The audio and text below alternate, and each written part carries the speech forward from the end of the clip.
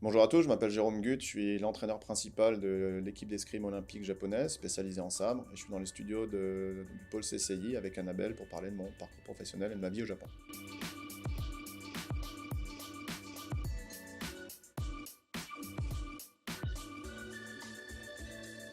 Bonjour à tous et bienvenue dans le premier épisode d'Itinéraire singulier, le podcast où entrepreneurs, créateurs et passionnés nous livrent leurs parcours les plus incroyables avec un point commun qui les relie tous, leur aventure dans le business au Japon. Aujourd'hui, notre invité s'appelle Jérôme Gut, français, maître d'armes. Il a surtout permis à l'équipe nationale japonaise de décrocher de nombreux titres prestigieux. Dans ce premier podcast, on va retracer son parcours exceptionnel et comprendre ce que son expérience peut nous apprendre. Mais avant de commencer, un grand merci à vous qui écoutez ce premier épisode. Si on a créé ce podcast, c'est pour aider les entrepreneurs, partager des clés concrètes et rendre le business au Japon plus transparent. À travers ces témoignages, on veut inspirer et prouver qu'au-delà des obstacles culturels et professionnels, réussir au Japon est possible. Et justement, l'histoire de Jérôme illustre parfaitement cet esprit. Aujourd'hui, il est avec nous dans les studios de la CCI France-Japon pour nous partager son aventure. Comment est-il devenu l'un des plus grands coachs d'escrime ? Quelles sont les difficultés qu'il a rencontrées? Comment a-t-il réussi à s'imposer et à être respecté dans un pays aussi exigeant que le Japon? On va explorer tout ça ensemble. Bien sûr, si vous êtes sur YouTube, n'oubliez pas de vous abonner, de liker et d'activer la cloche pour ne rien manquer. Vous pouvez également nous écouter sur toutes les plateformes de podcast audio. Jérôme, un grand merci d'avoir accepté l'invitation pour que les personnes puissent apprendre à mieux te connaître. Je vais poser 3 petites questions rituelles. Si tu devais résumer ta vie en un seul mot, ce serait lequel? Ce serait passion. Ce serait passion, je fais un métier passion, ce sport qui a toujours été le mien depuis que j'ai commencé à 6 ans. Et puis j'ai développé aussi une certaine passion, un certain amour pour le Japon aujourd'hui. Ok. Donc tout ce que je vis en ce moment, ouais, passion, ça résume très bien. Et justement, tu parlais de passion, de ton amour du Japon. Quand est-ce que tu es arrivé ici et pourquoi?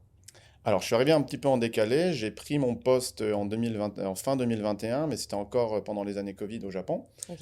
Donc, malgré le fait que j'ai ce poste, je ne pouvais pas entrer. Et le ministère du Sport et le comité olympique qui m'emploie ne pouvaient pas me procurer un visa. Donc, je suis arrivé en mai 2022, bien que j'ai commencé en novembre 2021. Donc, ça a pris un peu de temps. Et depuis mai 2022, je vis vraiment au Japon, malgré le fait que j'ai commencé bien plus tôt. Et c'est une vraie histoire d'amour qui a commencé. Ok, bah du coup, tu as limite répondu à ma troisième petite question qui était que représente pour toi le Japon?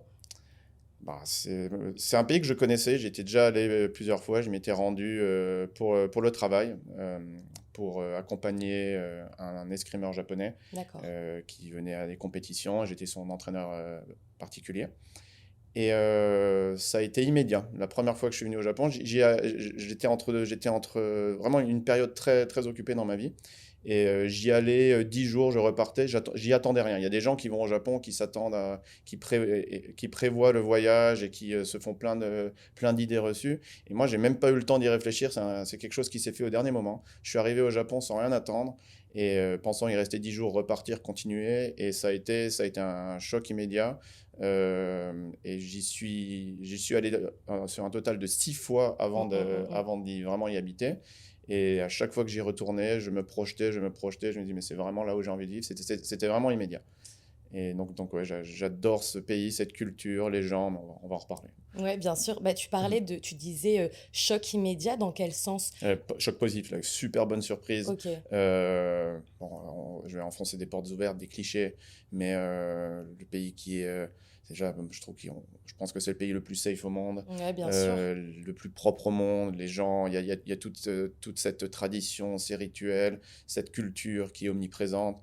Et ça, c'est quelque chose qui m'a beaucoup plu. J'ai vécu 10 ans aux États-Unis avant. Mm. Donc j'ai grandi en France, Et on vécu en aux reparlera États-Unis. On tout en à reparle l'heure, tout à oui. l'heure, mais venant des États-Unis au Japon, je trouvais que le choc était encore plus grand que de venir de la France.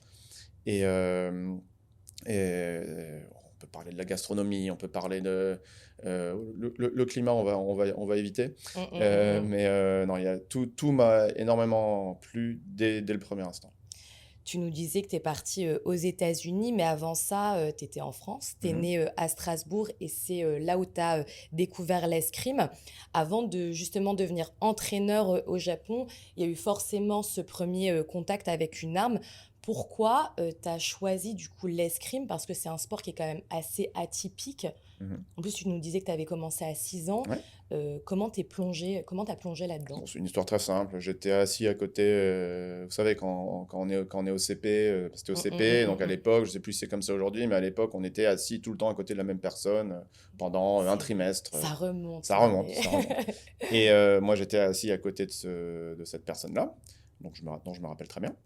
Et il faisait de l'escrime. Et D'accord. moi, j'avais commencé le tennis ou faire du foot, du tennis. Enfin, mes parents ne savaient pas trop. Je viens pas d'une famille sportive. Et je tannais mes parents. Oui, il fait de l'escrime, ça a l'air trop bien, j'ai envie de faire de l'escrime. Et donc, j'y suis allé après avoir tanné mes parents. Et ça a été un coup de foudre immédiat avec mon maître d'armes, mon maître d'armes, qui aura été mon seul et unique entraîneur toute ma vie. Une personne très charismatique, un monsieur très droit, un Mm. militaire qui est très chaleureux mais très exigeant. C'est un sport qui est tellement ludique. Enfin, imaginez, vous mettez, alors c'est pas une épée, les gens disent épée, mais c'est un sabre dans mon cas. Vous mettez un sabre dans la main d'un petit garçon de 6 ans, mais C'est hyper impressionnant, c'est quoi. impressionnant, mais c'est très ludique. C'est ce qu'un enfant veut faire. Donc moi, c'est un virus qui m'a chopé à la gorge tout de suite et qui m'a jamais lâché. Je comprends parce que j'ai eu cette même passion pour le volleyball, alors même si Mhm. on n'est pas sur le même sport, mais ça s'entend que tu parles avec énormément de passion et surtout énormément de respect pour du coup Philippe Nicolas qui était ton, paix à son Mhm. âme, hein, qui était ton maître d'armes. Est-ce qu'il y a encore des choses que tu appliques aujourd'hui et qu'il a pu te transmettre? Tu nous disais que tu avais eu un seul du coup Mhm. maître d'armes, un seul coach. Mhm. Est-ce qu'il y a quelque chose que tu retiens encore aujourd'hui et que tu appliques dans toi, ton coaching? Au quotidien, vraiment tous les jours. Il nous a quittés en avril ou mai 2023, je dirais mai. Je suis plus sûr du mois. Mm, mm. Et il y avait les championnats du monde, championnats d'Asie, championnats du monde juste après. Donc c'était encore c'était horrible pour moi parce que j'ai pas pu rentrer pour son enterrement. Je devais partir. Enfin, j'avais des impératifs que je pouvais pas louper. C'était en qualification olympique, en pleine qualif olympique. D'accord. Donc c'était impossible pour moi de partir du Japon, de manquer à mes exigences avec le travail. En 2023, au championnat du monde 2023, j'ai mon élève qui devient champion du monde et j'ai vraiment des larmes qui me sont montées en pensant à lui. Et j'applique vraiment tous les jours des principes qui m'ont été enseignés dès le plus jeune âge. Et on a la chance, c'est aussi pour ça que j'ai commencé l'escrime. Strasbourg a une très grande école de sabre, c'est vraiment reconnu dans la France et même dans le monde entier. C'est su par tout le monde qu'à Strasbourg, on fait du sable très bien. Et donc, ça vient de cette personne-là. Et oui, tous les jours, je m'inspire de ce qu'il a pu faire. J'ai eu d'autres mentors dans ma vie, mais lui, ça a été mon premier, mon unique entraîneur. Et justement, moi, je t'avais rendu visite lors d'un de tes coachings Mhm. et tu nous disais vraiment que l'escrime, moi, ce que je ne savais pas, hein, avait toutes ses origines dans la... Comment je peux formuler ça? Ça vient de la France, quoi. C'est un Ouais, ouais. sport made in France. Même, tu nous disais que tes tireuses, pardon, Mhm. japonaises parlent français, du coup, Ouais. entre elles. Euh, L'escrime, je pense que dans la tête des gens, c'est quand même un peu vague. Si tu pouvais nous expliquer les règles pour que les personnes qui Les nous règles. écoutent, si tu grossièrement les Ça va règles, être tu compliqué hein, sais. parce que mes parents qui me Ah ouais, suivent depuis que j'ai 6 ans, ils comprennent toujours pas. Donc Ah oui, d'accord. les règles, on va pas avoir assez de Est-ce que temps. c'est aussi simple que toucher Justement, quelqu'un? non. Voilà, C'est pour ça qu'on d'accord. n'aura pas assez de temps. Mais non, non, en faisant très vite, il y a Mm, 3 mm. disciplines. Il y a le fleuret, l'épée et le sabre. Moi, je suis spécialisé D'accord. dans le sabre. Le fleuret et l'épée, vous allez toucher uniquement avec la pointe. Mais c'est pas comme ça qu'on est censé les séparer. On a plutôt l'épée d'un côté, qui est une arme. Alors, pour faire très, très, très, très simple, hein. C'est une arme où il n'y a pas vraiment de règles en épée. Donc, il suffit juste de toucher. Enfin, il n'y a pas D'accord. vraiment de règles. Il y en a plein, bien sûr. Mais pour le commun des mortels qui regarde l'épée, c'est ce qui est le plus facile à comprendre parce qu'il suffit juste de toucher et c'est un peu l'arme de duel ou l'art de toucher sans être touché. Mm, Donc, mm. ça veut dire que finalement, on s'en fiche qui c'est qui attaque, qui c'est qui défend, qui c'est qui avance, qui c'est qui recule. Tout ça n'a aucune importance. C'est juste toucher sans être touché. C'est vraiment l'origine du duel à l'époque, comme il pouvait y avoir. Donc, quelqu'un se touche, ça va y avoir une lampe qui va se matérialiser sur parce que vous avez vu la dernière fois Ouais, quand vous étiez venu. exactement. Il y a une lampe rouge ou une lampe verte qui s'allume, et la lampe rouge ou la lampe verte s'allume, et on donne le point. Ça ne peut pas être plus simple. Et le fleuret et le sabre sont des armes de convention, ce qui veut dire que ce sont des armes qui suivent un règlement bien précis. Donc là, effectivement, il faut qu'une personne attaque, défense, reprenne l'initiative, fasse échouer son adversaire. Donc il ne suffit pas simplement d'allumer la lampe pour C'est un avoir jeu le de point. stratégie Voilà, c'est finalement. complètement stratégique, c'est un jeu, l'épée aussi, hein, bien sûr. Mais, et donc la différence avec le fleuret et le sabre dans les armes de convention, c'est que le sabre que moi je pratique, on peut toucher avec toute la lame. Donc on peut mettre des coups, pour dire simplement, avec le tranchant, avec le dos de la lame, alors qu'au fleuret, on n'utilisera que la pointe. Et donc ce qui fait que l'arme que je pratique, le sabre, est la plus spectaculaire, c'est que la surface valable et tout ce qu'il y a au-dessus de la ceinture, donc les bras, le buste, la tête, et on peut mettre des coups avec toute la lame. Il y a toute la partie de la lame va donner le coup. Donc ça va être plus spectaculaire, vous allez vraiment avoir des coups tranchants, forts, qui font du bruit, et c'est ce que les gens aiment voir. Et justement, tu as été joueur, hein, dis-moi si je me trompe. Tireur, avant... j'étais tireur. Alors les amis, on ne dit pas joueur, on dit tireur. On ne dit pas jouer, on dit tirer, faire un match d'escrime. Je vais encore m'habituer. Et justement, les coups, est-ce que ça fait mal ou votre... Ah oui, ça fait mal. Ouais, c'est ça. Alors ça fait mal, tu n'as aucun risque. Il y a des accidents, mais il y en a. La dernière fois qu'il y a eu un sérieux accident en escrime, c'était il y a très très très longtemps. C'était quel style d'accident du coup? Il faut qu'il y ait un concours de circonstances incroyable où la lame casse, le masque soit relevé, le col soit mal mis. Ça n'arrive jamais. Ok. La dernière fois, c'est dans les années 80 qu'il y a eu un truc grave. Donc ça remonte quand même. Non, tu n'as aucun risque pour ta personne. En revanche, tu peux rentrer sur une séance d'assaut qui a été un peu poussée. Tu peux rentrer à la maison, même si tu as toutes les protections couvertes de bleu. Enfin, certaines zones de ton corps. Cette question peut-être pour les parents qui nous écoutent, dont les enfants aimeraient du coup s'inscrire à l'escrime. Bon bah voilà, du coup il y aura peut-être des petits bleus. Il y aura des bleus, mais il n'y aurait pas grand-chose. Comme dans tous les sports, Comme dans tous les sports, bien sûr. Ça reste un sport de combat. C'est ça. Et ça reste un sport de combat. Je les compte même plus les blessures, les entorses au volleyball. De toute façon, dans tous les sports en général, c'est ça forcément, on se blesse. Tu nous disais également tout à l'heure que tu es parti vivre plusieurs années aux États-Unis. Tu es parti là-bas, tu as même ouvert ton propre club dans le New Jersey. Qu'est-ce que cette expérience t'a appris ? Alors, ça a été...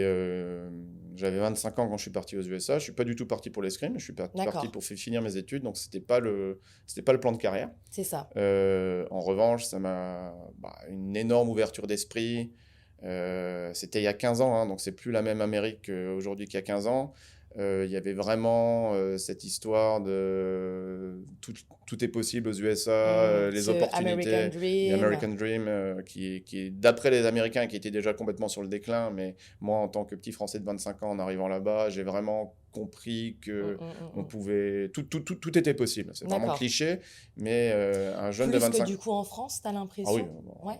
Moi, je suis très, très amoureux de mon pays. Je suis à ma petite échelle, en toute humilité. Je suis aussi ambassadeur dans mon pays, dans ce que je fais. Et je serai le premier à soutenir la France dans n'importe quelle situation. En revanche, oui, à cette époque-là, à 25 ans, vous qui êtes plus jeune que moi, vous savez très bien que on termine les études, entrer dans le monde du travail, c'est très très compliqué. Je crois qu'aujourd'hui, j'ai des petits cousins, on leur demande de choisir leur orientation, je crois en seconde maintenant. On parle d'un gamin de 16 ans qui doit choisir son orientation. C'est très très compliqué. Les matières. Très honnêtement, je ne sais même plus comment ça marche aujourd'hui. Et en arrivant aux USA, tout paraissait beaucoup plus simple. D'accord. Tout paraissait... Par exemple, ouvrir un club d'escrime en France, administrativement, c'est très compliqué.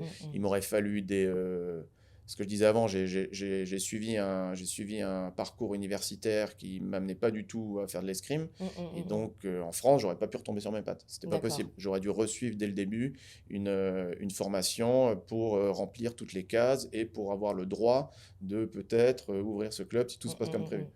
Alors qu'aux USA, non, je suis arrivé, français, je savais ce que c'était l'escrime, je savais de quoi ça parlait. Je suis arrivé dans cette superbe université qui est Penn State University en Pennsylvanie. Et j'ai été immédiatement... c'est moi qui me suis connecté avec les gens qui faisaient de l'escrime là-bas et je voulais continuer. À l'époque, j'en faisais plus à haut niveau, j'en faisais plutôt en dilettante et j'étais toujours dans le monde du haut niveau parce que j'avais un peu entraîné à mon club de Strasbourg et parce que j'arbitrais à très haut niveau, j'arbitrais au plus haut niveau possible à cette époque-là. Donc je connaissais encore le haut niveau et je voulais juste faire de l'escrime et j'ai rencontré ces gens-là à Penn State et en 6 mois, on m'a proposé un job alors que j'avais jamais prévu de faire ça. Donc ça, c'était vraiment les États-Unis pour moi. Tout était possible, il suffit juste d'y... Alors tout est possible partout, hein, mais je pense qu'à cette époque-là, peut-être toujours aujourd'hui, je ne peux plus prononcer sur les USA aujourd'hui, mais je pense que c'est toujours très très compliqué en France d'avoir des rêves un peu fous et les réaliser. Bah, je te rejoins justement sur ton ressenti et je trouve ça vachement intéressant de comparer un petit peu, tu sais, la France avec le Japon et les États-Unis Mhm. parce que les mentalités de ces trois pays sont complètement différentes. Tu nous disais quand même qu'aux États-Unis, tu avais cette impression que les portes étaient plus facilement ouvertes Mhm. et j'aurais voulu savoir également ce que tu penses du Japon, mais on en parlera tout à l'heure. Et arrête-moi si je me trompe, mais quand tu es arrivé aussi aux États-Unis, que tu as commencé du coup à entraîner, Mhm. tu étais l'un des plus jeunes coachs internationaux à ce moment-là. Alors quand je suis arrivé aux États-Unis, j'entraînais en université, donc j'entraînais D'accord. pas encore à l'international. Ok. Enfin, ou si peu. Mais oui, j'étais jeune. J'ai commencé à entraîner à 25 ans, ce qui est mes collègues, Mm. aujourd'hui mes collègues enfin, qui entraînent des équipes nationales, Ils sont en retraite. non, non, mais ils ont pas, il n'y en a pas beaucoup qui commencent à coacher à 25 ans. Aussi jeunes. Donc, euh, donc oui, Et pourquoi? Et pourquoi mais justement? pourquoi? Parce que j'avais pas prévu de. Moi, j'avais arrêté le sport de haut niveau à 20-21 ans. Mm. Je viens d'une famille qui est très académique, donc j'avais fait des belles études et j'avais pas prévu de faire de l'escrime. Donc pour moi, l'escrime, le chapitre escrime était presque terminé dans ma vie. Donc j'avais Mm. pas. Aujourd'hui, un athlète de haut niveau, il va faire sa carrière jusqu'à 30, 35 ans et ensuite il va se retourner vers l'entraînement. D'accord. D'accord. C'est ça ce qui se passe en théorie, que ce soit dans tous les pays. Mm. Donc la plupart du temps, c'est ça qui se passe. Et moi, je me suis retrouvé face à une proposition d'entraîner à 25 ans que j'avais pas du tout prise en compte dans ma stratégie de vie. Bien Et, sûr. et donc j'ai commencé tôt. Et ensuite, je suis parti de cette université. J'ai fait 4 ans dans ce super endroit dont je garde des super souvenirs. Mm. Et ensuite, j'ai beaucoup étudié le marché, l'escrime, comme n'importe quel autre sport aux USA, et tous les sports sont privés, ce qui est complètement différent de la France. Mm. Euh, tout est privé, donc j'ai étudié le marché, j'ai essayé de trouver une niche, je me suis rendu compte qu'on pouvait vraiment monter un super business en faisant de l'escrime et faire un truc qui allie ma passion et qui avait un côté entrepreneurial Qui t'intéressait à ce que moment-là? je trouvais Ouais. hyper motivant et c'était un super challenge de faire tout ça. Et donc ça m'a beaucoup plu aussi. Après, il y avait un côté américain qui me... Je sais pas si je dérive, hein, mais Non, non, non, non, vas-y, je t'en il y avait un prie. côté américain qui m'a un peu ennuyé vers la fin, surtout. C'était D'accord. cette, le temps, c'est de l'argent, c'est le T'as dieu l'impression que dollar. c'est tout le temps le C'est le dieu business, dollar aux business, USA. C'est business. le dollar, le dollar, le dollar. Ouais. Il faut faire du dollar, il faut faire du dollar, il faut faire du dollar. Et ça, c'est bien. Il y a plein de gens qui font ça. Et bien sûr que ça m'a plu à un moment aussi. Mais je trouvais que ça pervertissait un peu La passion. la passion et la beauté du sport et ce qu'on fait dans du sport de haut niveau. Et voilà, ça m'a un peu ennuyé à la fin. Et tout est minuté, tout est timé. La leçon, elle dure 20 minutes, elle coûte tant et tant. La suivante, la suivante, la suivante. Les gamins qui Ah arrivent, qui font la ouais. queue. Enfin, Mm. c'est comme ça dans tous les sports, que ce soit du tennis. Enfin, dans tous les sports, tout est privé aux USA. Donc c'est comme ça. C'était un business qu'il fallait faire tourner. Il y avait plein d'employés, il y avait un loyer à payer, il y avait plein de charges. Donc c'était vraiment du sport business. Il y a plein de gens qui s'y retrouvent, il y a plein de gens qui trouvent ça génial et je l'ai trouvé à un moment. Mais je trouvais que ça, il y avait un petit côté qui atteignait un peu la nature du sport. Enfin, je sais pas, il y a quelque chose qui me déplaisait un peu là-dedans. Et tu penses que c'est uniquement aux États-Unis? Si tu pouvais comparer ça, par exemple, avec ton activité actuelle au Japon, qui est du coup la même, hein, Mhm. mais est-ce que tu as l'impression que cette mentalité, elle est aussi présente ou c'est quand même quelque chose de vachement différent? Non, c'est complètement différent. Alors, mon activité n'est pas exactement la même. Alors oui, je suis toujours maître d'armes, oui, j'enseigne toujours D'accord. l'escrime. Dans ce sens-là, je Non, bien disais. sûr, oui, Oui, oui. bien sûr. Et tu peux Mais me préciser, ouais. en fait, il y a toute une autre facette de mon métier que j'apprends encore tous les jours, où je suis là à manager une équipe olympique. Donc il y a le côté où on fait de l'escrime, mais il y a aussi le côté où il faut manager tout un groupe et aller chercher de la performance et avoir des pics de performance, manager une saison, manager un cycle olympique de 4 ans. Et tout ça, je n'avais pas à faire avant dans mon académie au New Jersey. Est-ce que c'est pareil au Japon? Donc, est-ce que c'est pareil? Non, parce qu'aujourd'hui, je ne compte pas combien de leçons je donne. Bien sûr. Je ne regarde pas ma montre quand j'en donne une. Je ne suis pas payé à la minute. Et plus, enfin, c'est la première fois de ma vie que j'ai un salaire fixe. Je n'ai jamais eu ça de ma vie. Et c'est quelque chose de très confortable aussi pour moi parce que je peux me dédier complètement à mon métier. Aux USA, c'était complètement différent, en fait. Plus le samedi, si tu pouvais encore travailler le dimanche, et ben, plus tu travaillais, Ouais, peut-être que plus tu tu gagnais. rentres dans ce cercle vicieux, C'était un peu un cette cercle course à vicieux, l'argent, tu ouais. vois. C'était un peu ça qui me dérangeait. Alors, je me répète, hein, il y a des gens à qui ça va très bien, et moi, c'était super. Pour moi, j'ai vraiment vécu Quand t'es plus jeune, Ouais, je pense que mais moi, j'ai t'es des plus collègues, animé par j'ai des ça, collègues ouais. qui font ça à plus de 60 ans. Hein. D'accord. Ça dépend des personnalités.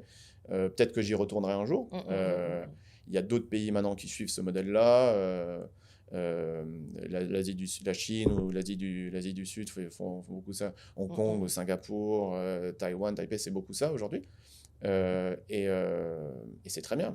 En France, ça marche pas du tout comme ça. En France, tout est subventionné par l'État et le sport. Bien sûr, oui. Je sais pas, je dis une bêtise, mais je crois que ma licence en France, une licence aujourd'hui dans un club d'escrime en France, ça doit tourner autour de 200 euros à l'année. Ce qui c'est vrai qu'on est vachement chanceux en France. Donc c'est pas du tout le même modèle, c'est pas du tout le même business. Et voilà, chacun y trouve ce qu'il veut. Et ouais, aujourd'hui, il y a quelques clubs au Japon qui font un peu ça. Il y a des clubs d'escrime qui sont en train d'émerger. Et il y a une énorme euphorie autour de l'escrime au Japon. Et on en parlera tout à l'heure. Parce que ça marche bien. Et il y a plein de petits Japonais qui veulent commencer à faire de l'escrime. Donc oui, quand on est petit, qu'on veut commencer à faire de l'escrime, bah, immanquablement, il faut aller dans un club, il faut passer par toutes les étapes. Et oui, je ne sais pas exactement comment l'État japonais aide les familles à faire du sport. Et j'imagine qu'il doit y avoir des aides, mais oui, ils vont dans un club et puis ils doivent payer leurs cotisations. Et c'est bien, ça fait tourner l'escrime japonaise. Et qu'est-ce que tu retiens de ta longue expérience aux États-Unis?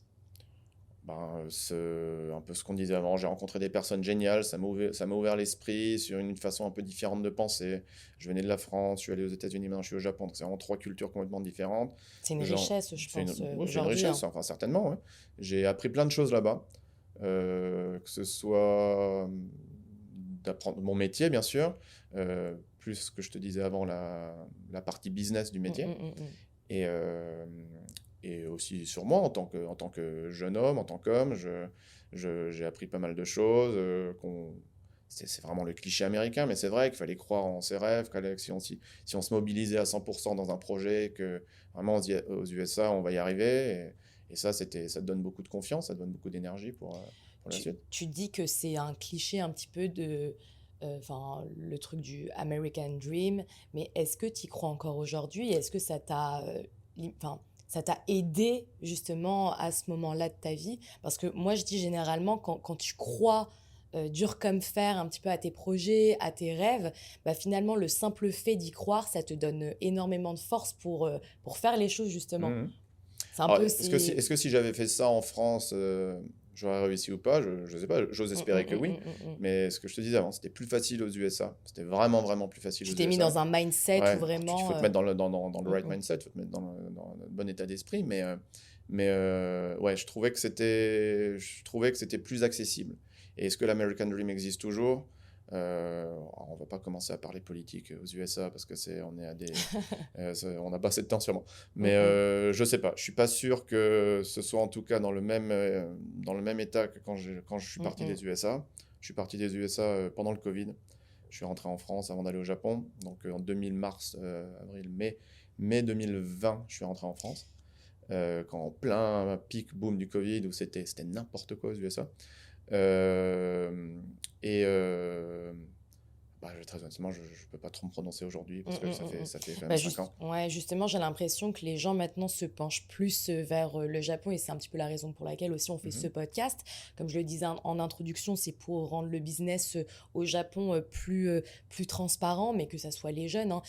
On t'a comme invité, c'est hyper intéressant ce que tu nous racontes, mais pour les personnes qui nous écoutent ou qui nous regardent, on va interviewer plein d'autres personnes super intéressantes. Donc encore une fois, n'hésitez pas à activer la cloche pour être averti dès la sortie de chaque émission. Et encore une fois, n'hésitez pas aussi à nous noter sur les plateformes de podcast audio.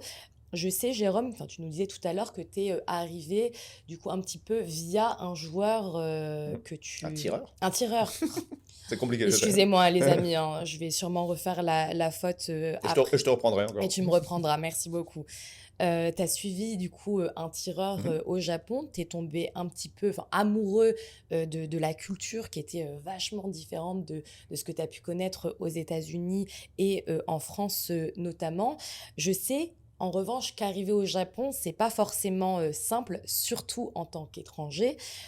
Toi, comment tu as réussi, dans le cadre de ton travail, à gagner le respect et la confiance des Japonais? Parce qu'on sait que bah, du coup, c'est pas la même mentalité qu'en France, c'est pas la même mentalité qu'aux États-Unis. J'ai beaucoup de mes proches qui ont fait du coup les trois pays, et c'est vrai que on entend souvent que dans ces deux premiers pays, le contact avec les autres, il est vachement plus simple qu'au Japon. Est-ce que tu peux du coup nous expliquer comment ça s'est passé pour toi? Alors, j'ai eu énormément de chance, je pense. Et pour ça, gros shout-out à la Fédération japonaise d'escrime qui m'ont mis sur tapis rouge depuis le premier jour. D'accord. Ils ont toute ma vie personnelle, toute la partie administrative qui peut être très compliquée au Japon en arrivant.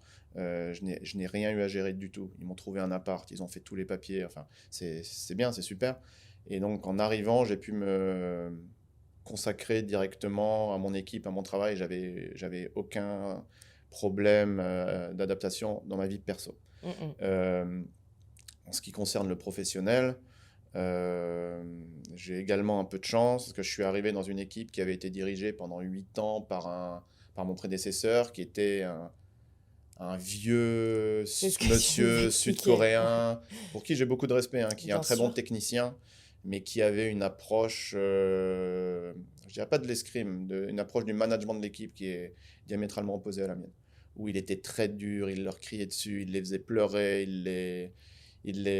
c'était très très très dur ce qu'il Mm. faisait. C'est un, et puis il est connu dans le milieu, il est réputé pour ça. Ça n'enlève à rien que c'est un très bon technicien et qu'il a fait du bon travail avant moi.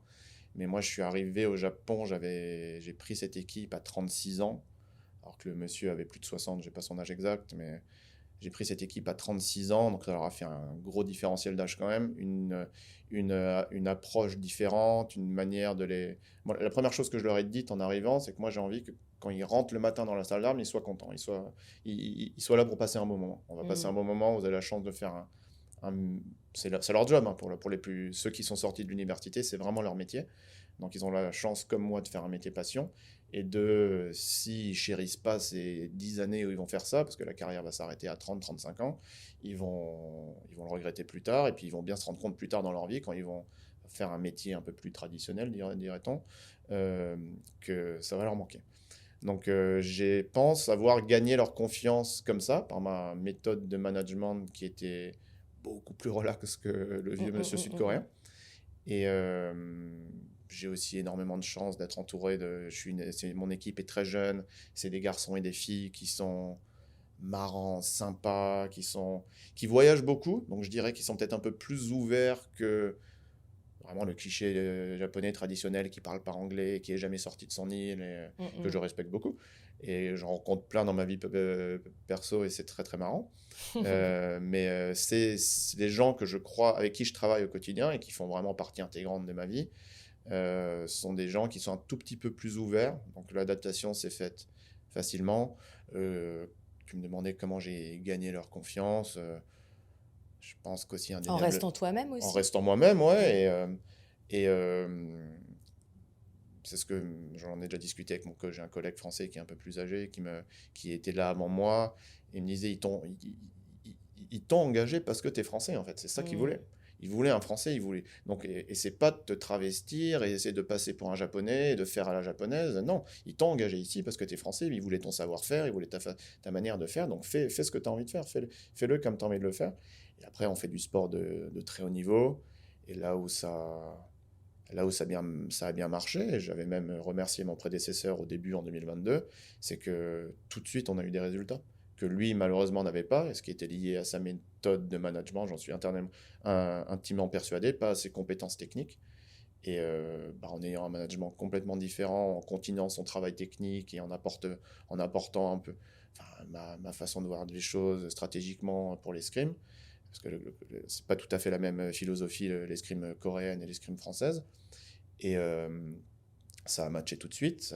Et donc, pour nous, c'est le nerf de la guerre. Si on fait des résultats et qu'on continue à progresser et que ça tire vers le haut, tout le monde va être content. Il va y avoir une certaine euphorie à la salle. Et on bien va sûr. un cercle vertueux et on va continuer.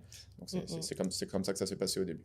Moi, par rapport à ce que tu viens de dire, j'aimerais rebondir sur plusieurs choses. Tu disais, oui, on m'a engagé parce que j'étais français. Hum. C'est vrai que quand tu arrives dans la salle, tu contrastes avec du coup, les autres personnes. Tu arrives directement souriant, mais en même temps, j'ai l'impression que, c'est pas qu'une impression, mais que tout le monde te respecte énormément. Donc, les joueurs pouvaient traverser la salle pour te saluer quand tu arrivais. Je trouve ça vraiment impressionnant que les joueurs te respectent autant et je pense que du coup, ça doit être de par ce coaching que tu disais plus relax. Est-ce que ça n'a pas non plus trop contrasté aussi avec la culture japonaise qui est, et c'est pour ça que je te pose la question, très disciplinée. On connaît les Japonais en tout cas pour être des gens Mhm. voilà, qui restent dans le cadre.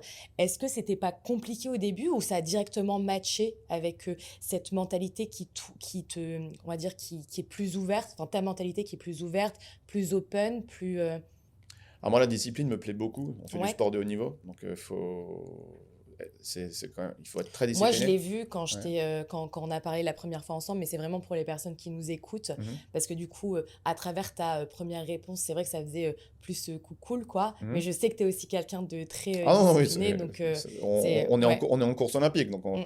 en fait, voilà, j'essaie qu'on passe un bon moment, j'essaie qu'on profite des moments ensemble. Ouais, Et bien c'est pas sûr. tous les jours tout rose, hein. Ouais, bien sûr. Mais oui, alors ça, c'est une forme de discipline et de respect qu'il y a au Japon. Alors c'est très honnêtement, même s'il m'aimait pas, même si on s'entendait pas du tout, il traverserait quand même la salle pour me dire bonjour parce que c'est aussi Bien la sûr. société japonaise qui fait ça. Moi, je suis le head coach, donc je suis le patron dans la salle. Et même avec quelqu'un, alors il y en a pas un dans l'équipe, mais même s'il y avait quelqu'un dans l'équipe avec qui je m'entends pas du tout, avec qui on a de très mauvaises relations, la personne viendrait quand même traverser la salle et me dire bonjour. Ça, c'est japonais. Et je trouve ça super. Moi, je sais très bien que quand j'étais. Mon maître d'armes nous avait tous enseigné ça. On arrivait à la salle d'escrime, même quand j'avais 6 ou 7 ans, on traversait la salle. Et, alors, en France, on serrait la main au maître d'armes. Mais c'est quelque chose aussi, l'escrime a un peu cette connotation de sport noble, un peu quelque Mm. part. Et donc, il y a le respect du maître aussi. C'est une expression, c'est quelque chose qui existe, le respect du maître. Rien que ça, on appelle du coup un coach, un entraîneur, un maître. Ouais. Ce Mmh, qui n'est pas mmh, le cas dans toutes les disciplines mmh. sportives. Bon, ça doit être le seul, ouais. Mais comme il y a ce rapport de sensei au Japon, Mais là, du euh, coup, c'est un sport français et mhm. on, et on, Ah, l'appellation, et c'est on maître. appelle Ouais, ouais. maître. Moi, En France, je sais pas. mon maître d'armes, Ouais. qui est une personne très importante dans ma vie, qui est un monsieur quand je l'ai rencontré, il avait 60 ans, je l'ai toujours appelé maître, je ne l'ai jamais appelé par son prénom et je l'ai toujours vouvoyé. Je n'ai jamais tutoyé mon maître d'armes. D'accord. Et je l'appelais maître jusqu'au dernier jour. Je l'appelais bonjour maître, comment allez-vous? Et je pouvais dire, c'est quelqu'un avec qui je m'entendais super bien, on faisait des blagues, Mm, mm. on pouvait être très très très détendu, mais c'était toujours le vouvoyer, l'appeler maître, toujours, toujours, toujours, toujours. D'accord. Et donc au Japon, pareil, on est très proche avec la plupart des tireurs, quasi tous. Et on n'a pas de limite, mais il va y avoir ce respect, toujours ce respect. Donc ça me plaît beaucoup. Et je trouve que ça colle bien avec un sport comme l'escrime. Et justement, c'est quoi la différence, toi qui as coaché du coup plusieurs équipes, entre du coup les équipes japonaises slash le reste du monde? Euh, on peut parler techniquement, non, non, mais Tu vois, c'est un premier exemple qui me vient à l'esprit, c'est tout bête, mais il y a toujours ces clichés qu'on voit sur les réseaux sociaux quand il y a une équipe japonaise qui va dans un stade de foot ou qui va quelque part, qui range les vestiaires après. Et on a toujours cette idée, ça c'est quelque chose qui tourne beaucoup partout. Et, Est-ce vrai? et c'est complètement vrai. En fait, quand on va à une Coupe du Monde et qu'il y a toutes les équipes du monde, et ben, le coin, nous les Japonais, on est posé. Et ben, Bah, c'est nickel, quand hein, on c'est ressort, ce sera propre. sûrement Ouais, plus bien propre que quand sûr. on est arrivé. Bien Et on sûr. est la seule équipe à faire ça, par exemple. Il y a plein de petites spécificités japonaises comme ça. Et ensuite, dans l'escrime en elle-même, les Japonais ont un temps de réaction très très rapide, ont physiquement, et c'est un corps qui est vraiment adapté à l'escrime aussi. D'accord. Et voilà, il y a plein de spécificités qui font que, compliqué, spécificité, Spécificité. ouais, qui font que l'escrime, c'est toujours un peu nouveau comme sport au Japon. C'est en plein essor et c'est un sport qui matche bien avec l'athlète japonais. Et ouais, c'est comme ça. Et bien justement, c'était ma prochaine question. C'est quoi le contexte de l'escrime au Japon? Tu nous disais que c'est un sport en plein essor. Tout à l'heure, en début de podcast, tu nous disais également qu'il y avait de plus en plus de jeunes Mhm. qui s'intéressaient à cette discipline. Est-ce que tu peux nous dire un petit peu où se situe l'escrime par rapport, par exemple, à des sports qui sont beaucoup plus connus au Japon, comme le sumo, Mhm. le golf, le football américain, qui Mhm. sont quand même des sports nationaux, même le football, hein, depuis la Mhm. Coupe du Monde, qui a connu un petit pic de popularité. Qu'en est-il pour l'escrime, du coup? Alors juste pour les petits, Mm, il y a mm. plein de petits enfants là qui s'inscrivent à l'escrime, c'est l'effet Paris 2024. Donc on est en D'accord, année post-olympique. Enfin, la saison dernière, c'était l'année post-olympique. bien Et sûr. l'escrime Ah, il y a japonais, toujours une influence. ouais, toujours. Ouais. Il y a toujours une influence tous les 4 ans, mais même en Mm, France. mm. Hein. En France, Bien sûr. les pics d'inscription dans les clubs, c'est toujours l'année après les Jeux Olympiques. Donc les petits qui ont regardé la télé Mm, mm. pendant l'été, qui ont vu la France bien réussir aux Jeux Olympiques. Et voilà, c'était le cas pour le Japon. C'est le Japon qui a remporté pour la première fois de l'histoire, qui a première nation en escrime aux Jeux Olympiques. Donc ça, c'était incroyable. Donc le pic de popularité aujourd'hui, là maintenant, il vient de là. Pour comparer j'ai pas des chiffres, je peux pas comparer l'escrime au Japon avec les autres sports. Bien entendu, il y a le judo. Enfin, je parle de sport olympique. Le Bien sumo sûr, n'en est ouais. pas un, mais le Japon est très très performant au judo. Et de ce fait, enfin, ils ont aux Jeux Olympiques le meilleur sport pour le Japon, c'était la lutte. D'accord. Ils ont tout écrasé en lutte, c'était incroyable. Le judo est le sport ultime au Japon. Les Japonais. Et ensuite, il y a des sports très médiatiques comme le baseball, effectivement, le volleyball qui est très médiatique au Japon, le cyclisme sur Mm, piste mm, qui mm, mm. génère beaucoup d'attention au C'est vrai qu'il y a Japon. certains sports Ouais. qui sont beaucoup plus Mhm. médiatisés, j'ai l'impression, que d'autres, L'escrime, comme dans tous les... l'escrime, quoi Mm, qu'il mm. arrive, dans aucun pays au monde n'est médiatisé. C'est quelque Ouais. chose, c'est ce que tu me demandais au début de l'interview. Les règles, c'est compliqué à comprendre les Mm, règles de mm, l'escrime. mm, mm. Donc, si tu n'es pas initié, tu vas regarder la télé, c'est marrant 5 minutes, c'est marrant 10 minutes, et ensuite on zappe. C'est pour ça que l'escrime n'a aucun impact. C'est pas télégénique et on a beaucoup de mal. C'est aussi, bon, ça c'est encore un autre débat, mais on a beaucoup de mal à trouver des sponsors en escrime dans n'importe quel pays du monde parce que ça passe pas à la C'est ce télé. que j'allais demander, Voilà. comment vous financez, parce Bah, que... c'est toujours pas Ouais, des sponsors, mais ouais, bien sûr. donc aujourd'hui, l'escrime japonaise enfin, aux Jeux Olympiques en tout cas, a été numéro 1 mondial. Mm, mm. Et on a fait une saison post-olympique, on a fait une super saison aussi, que ce soit moi ou mes collègues au sabre, à l'épée et au fleuret. En revanche, j'ai des chiffres de comparaison avec la France. En escrime en France, il y a un peu plus de 60 000 licenciés. Quand au Japon, il y en a 6 000. Et donc Ok. là, il y a un facteur 10 déjà. Ensuite, on va dire, pour faire vraiment très simple, qu'il y a 70 millions d'habitants en France et qu'il y en a 140 ou 65 et 130 Mm, mm. au Japon. Donc là, il y a un facteur x2. Donc x2, x10, c'est déjà x20. Et ensuite, budget, bon, alors là, j'ai pas le budget de la France ni celui du Japon, mais je pense qu'on peut encore faire un x10. Et donc, on est à 200. Et alors, c'est pas des maths très propres, hein, Oui, mais ça nous donne une ça petite donne idée quand quand même une même. petite idée de l'importance, parce que ce qu'on disait au tout début, effectivement, l'escrime est un sport. Alors, il y a toujours débat, hein, mais on va dire que c'est franco-français. Et, l'escrime, il y a 20 ans, 30 ans, n'existait quasiment pas au Mm, Japon. mm, mm, Donc, mm. alors que l'escrime a toujours existé en France, l'escrime est le seul sport qui a toujours fait partie des Jeux Olympiques modernes depuis leur création. Et c'est Pierre de Coubertin, la France, l'escrime, c'est là, c'est en plein dedans. Donc au Japon, il y a 20-30 ans, mais je n'ai pas les chiffres du tout, mais je pense que ça devait se compter en dizaines ou en centaines de licenciés sur tout le pays. Moi, je pensais aussi en arrivant au Japon qu'il y aurait peut-être Un peu plus de connotation. licenciés. Non, mais oui. Alors, c'est déjà oui. 6000 licenciés, mais c'est rien, quoi. Je pensais qu'il y aurait peut-être une influence du kendo, samouraï. C'était Bien sûr, rien ouais. du tout, zéro. Donc oui, c'est un effectif minuscule. On est une toute petite fédération. Et parmi ces 3 armes, en plus celle que je pratique, moi, le SAM, elle a moins représenté. Donc on se bagarre avec nos armes, on essaie de faire le mieux possible. Mais oui, la place de l'escrime sur l'échiquier japonais, je le connais pas. Je sais juste que oui, c'est un sport qui n'est pas médiatique, donc on n'est pas au haut de l'affiche. Mais sur l'échiquier mondial, on est une toute petite fédération et on arrive quand même à s'en sortir. Et pourtant, tu me disais la toute dernière fois qu'il y avait quand même des tireuses qui, de Fukuoka, venaient jusqu'à Tokyo pour, du coup, s'entraîner avec les autres tireuses. Est-ce que c'est un cas qui est plutôt isolé ou tu as l'impression que, malgré le fait, parce que c'est dommage qu'il n'y ait pas plus de licenciés, qu'il y ait un nombre plutôt minime, tu as quand même l'impression que les tireurs et tireuses sont très passionnés. Bon, Est-ce qu'il y a un peu cet c'est un peu effet-là? Ouais. c'est un peu le mot récurrent, passion. Je pense que oui, Mm. c'est un sport que des petits, des petites découvrent. Alors oui, Fukuoka, c'est un gros hub. On a pas mal de tireurs qui viennent de Fukuoka dans l'équipe. Mais il y a au nord, il y a Aomori, Hokkaido, ou Kagoshima, ou Kyoto. Enfin, il y a d'autres centres qui font de l'escrime, d'autres villes qui nous fournissent en tireurs. Et oui, je pense que un jeune, des petits ou même des adolescents qui décident de venir à Tokyo pour continuer l'apprentissage de l'escrime à un très jeune âge, c'est forcément drivé par la passion. Sinon, je vois pas Et ils se comment. débrouillent comment, du coup, ces jeunes-là? Alors, Est-ce que c'est financé par l'État? Est-ce que... il y a plein de cas, il y a plein de cas différents, mais les petites dont je te parlais quand tu es venu me rendre visite au centre, ça, c'est des petites qui font partie d'un programme qui s'appelle l'Elite Academy. Donc, c'est un programme du JOC, du Japan Olympic Committee.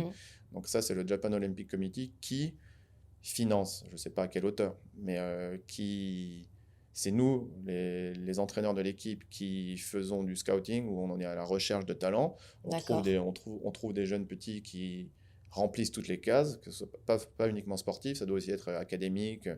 On essaie de trouver des super gamins, et chaque année, on en prend 1 ou 2. Et il faut que les familles soient d'accord, il faut que le petit soit motivé. Bien sûr. Il y a plein de caractéristiques qui entrent en compte. Mais oui, c'est le comité olympique qui nous aide là-dessus. Et c'est hyper important pour avoir les générations d'après et pour leur apprendre le plus tôt possible comment ils se débrouillent. Ils se débrouillent très très bien vu qu'on les choisit. On les choisit, donc on pense qu'ils vont bien se débrouiller. C'est le cas. Mon staff est fantastique, donc ça se passe génialement bien avec eux aussi. Et ouais, ils sont pas tout seuls du coup dans la nature. Non, ils sont pas tout seuls, pas du tout, non, surtout pas à cet âge-là. Ils sont très très bien encadrés. Et par exemple, moi j'ai une fille qui était dans mon équipe olympique à Paris, qui a eu une médaille de bronze, qui a commencé l'escrime à 15 ans. D'accord. Mais ça, en France, c'est absolument impossible. En fait, quand tu commences l'escrime à 15 ans en France, tu es déjà, mais dans le dernier wagon, tu as comme moi, des gens qui ont commencé l'escrime à 6 ans, et tu n'y arriveras jamais, en fait. Donc les jeunes qui arrivent au Japon, qui arrivent à Tokyo, pardon, qui ont déjà fait un peu d'escrime, mais parfois on recrute des gens qui ont vraiment un tout petit niveau en escrime, mais on voit un potentiel. D'accord. Et le japonais a vraiment cette faculté de pouvoir absorber très rapidement, d'apprendre très rapidement. Ça recoupe un peu sur la discipline japonaise dont on parlait avant. Quand ils se dédient à quelque chose, ils vont le faire à la perfection. Donc ça, c'est très intéressant pour moi de travailler comme ça. Ok, et c'est super intéressant. Tu nous parlais de médailles, de JO également.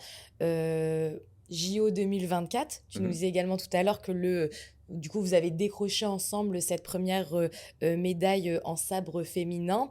Ça s'est joué face à la France. Oui.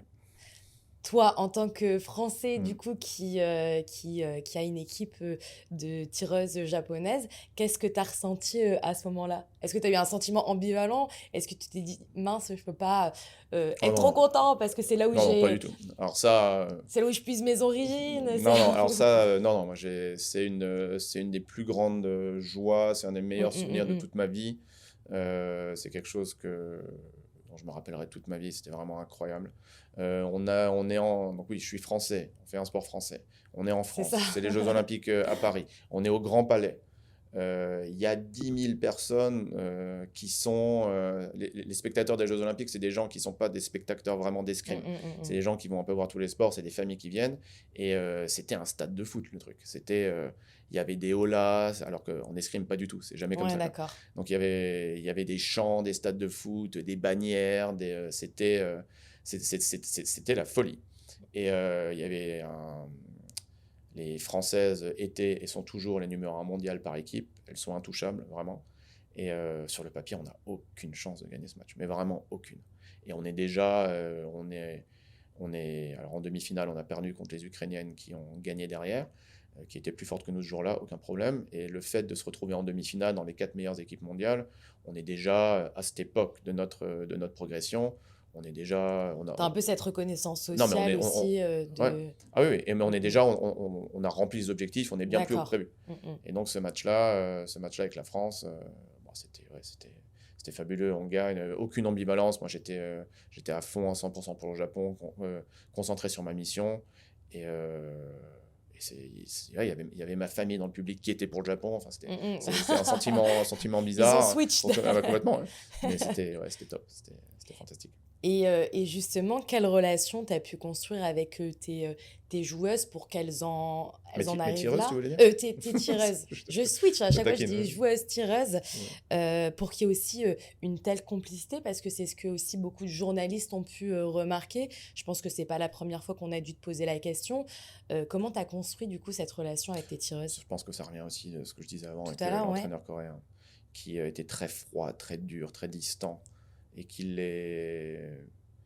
enfin, il n'avait pas du tout une proximité avec les tireurs ou les tireuses. Et moi, ce que je te disais avant, je suis diamétralement opposé. Je suis plutôt quelqu'un dans mon métier en tout cas, ou dans ma vie, de plutôt chaleureux et je m'affaire vraiment à ce que l'humain prenne le dessus. On fait du sport, c'est très dur, c'est physiquement très dur, c'est mentalement très dur. Donc il faut qu'humainement, on ait, que ce soit riche, qu'on passe un bon Mm, moment. Et je mm. pense que ça, je me répète, hein, c'est pas rose tous les jours. On traverse aussi des moments difficiles, mais, euh, mais oui, il y avait vraiment un cercle vertueux, une belle dynamique qui nous a emmenés jusqu'à ces Jeux Olympiques.